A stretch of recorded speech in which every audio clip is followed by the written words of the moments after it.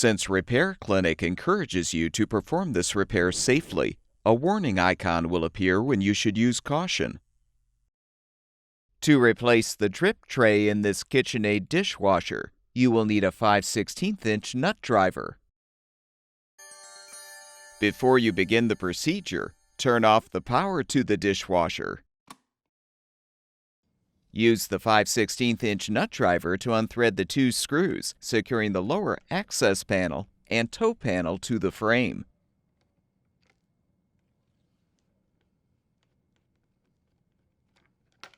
With the screws unthreaded, you can set the panels aside. Pull out the remaining insulation. Depress the side retaining clips so you can pull the drip tray forward.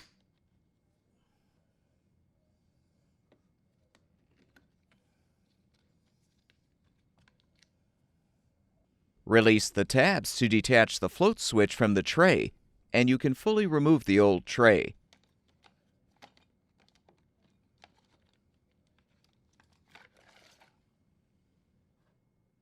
To install the new drip tray, partially position the tray so you can snap the switch into place on the tray.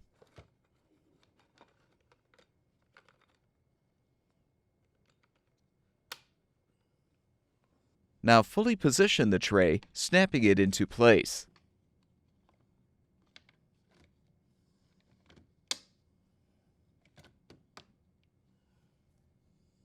Realign the insulation.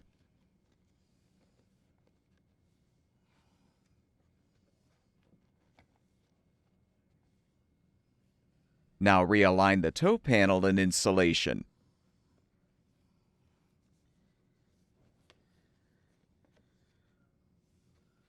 Then reposition the access panel and thread the two screws to secure.